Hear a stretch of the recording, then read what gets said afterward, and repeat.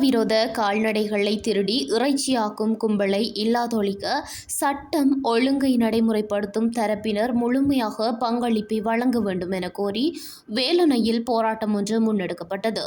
தீவகம் தெற்கு கால்நடை வளர்ப்போர் கூட்டுறவு சங்கத்தினரால் குறித்த போராட்டம் இன்று முற்பகல் 10 மணியளவில் வேலணை வங்களாவடியில் நடைபெற்றது.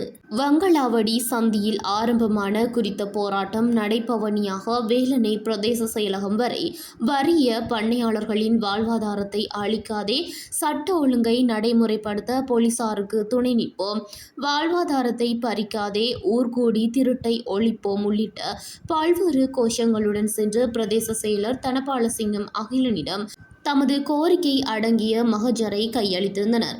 இது தொடர்பில் போராட்டக்காரர்கள் கூறுகையில், யாழ் மாவட்டத்தின் ஏனைய இடங்களிலும் இந்த மாடு கடத்தல் இறைச்சியாக்கல் பிரச்சினை இருக்கின்றது. ஆனாலும் தீவகத்தில் இது பாரதூரமாக உருவெடுத்துள்ளது. வேலணை பிரதேசத்தில் 420க்கும் மேற்பட்ட பதிவு செய்யப்பட்ட பண்ணையாளர்கள் இருக்கின்றார்கள். இவர்கள் சுமார் 3000 வரையான நல்லிப்ப கறவை மாடுகளை கொண்டு குறித்த பால் உற்பத்தியை முன்னெடுக்கின்றனர். இதே நேரம் தீவக மக்களின் நுகர்வை தாண்டி மேலதிகமாக நாளாந்தம் 2000 லிட்டர் பால் தென்னிலங்கைக்கு ஏற்றுமதி செய்யப்படுகின்றது. அதேபோன்று 4000 வரையான ஆடுகளும் இங்கு வளர்க்கப்படுகின்றன.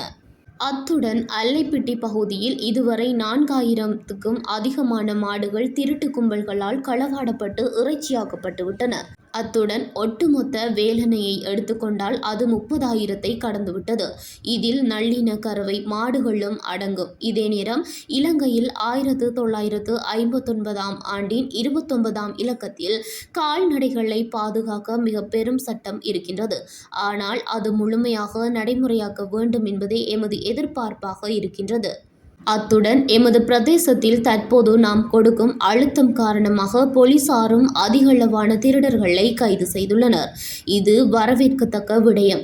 அந்த வகையில் கால்நடை திருட்டு கும்பலை கட்டுப்படுத்த நடவடிக்கை எடுக்கும் சட்டம் ஒழுங்கு தரப்பினருக்கும் எமது ஒத்துழைப்பு இருக்கும் என்றும் தெரிவித்தனர்.